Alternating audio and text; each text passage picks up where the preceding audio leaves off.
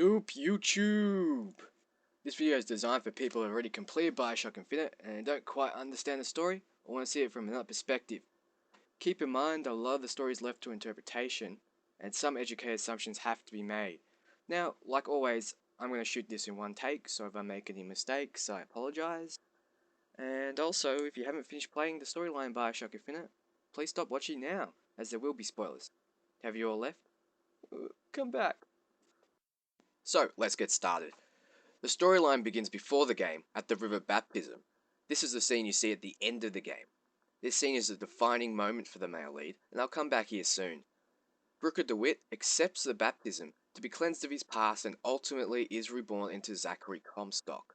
Comstock now turns to religion to atone for his horrible past. So begins the story of the Lettice, the twins who aren't really twins at all. In Comstock's universe, Lettice is a woman and uses her knowledge of physics to aid Comstock.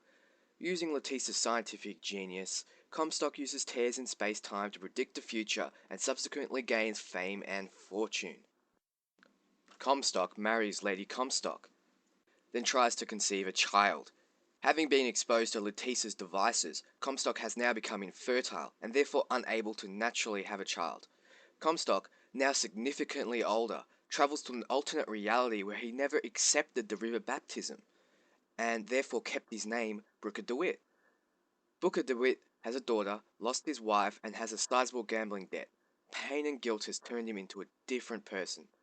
Comstock hires a male Lettice, who is the Lettice in Booker's universe, and offers Booker a way to clear his debts by handing over his daughter, Anna. Booker hands over the child but immediately regrets the decision.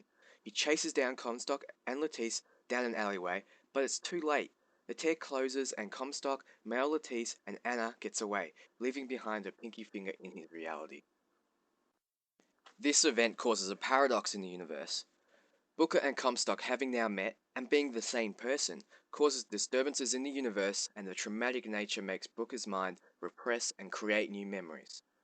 Meanwhile, in Comstock's universe, Anna is out of place in that reality, which gives her the ability to open and close tears.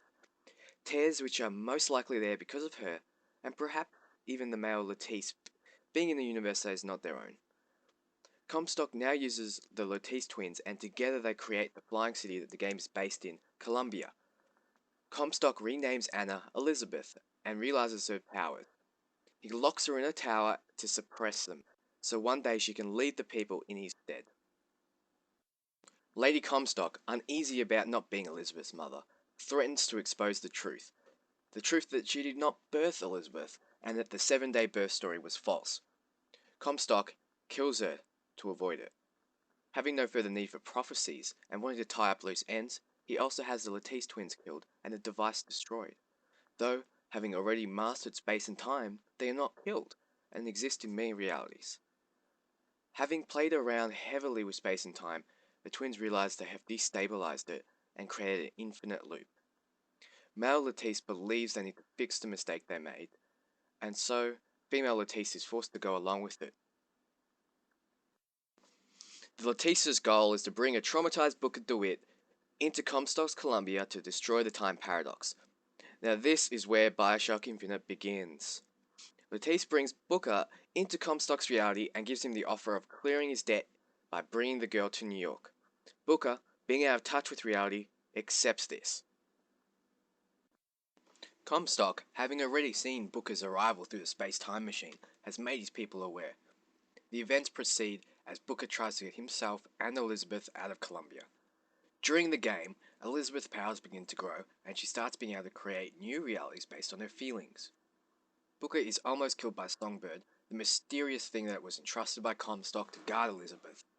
Elizabeth is taken and Booker attempts to get her back. While trying, an elderly Elizabeth brings Booker into her reality briefly to show him that his dreams of New York burning on the airship are true. She tells him that fate is inescapable and he will always be stopped by Songbird, which is the paradox that the twins created and needed to fix.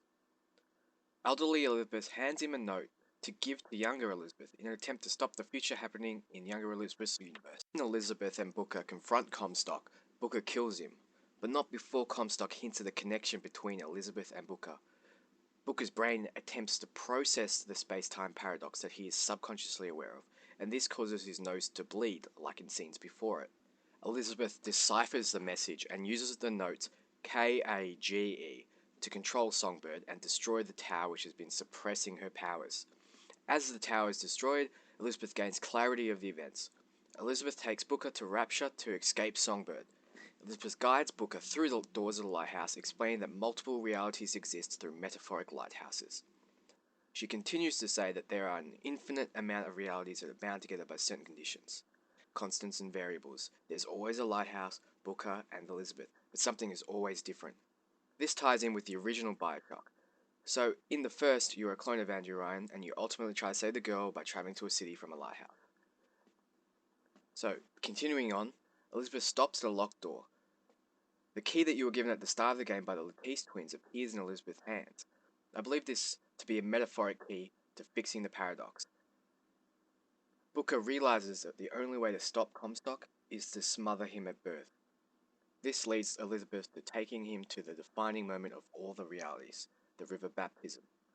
Booker relives his refusal to be baptized and finally realizes that he would have been born as Zachary Comstock if he let himself be baptized.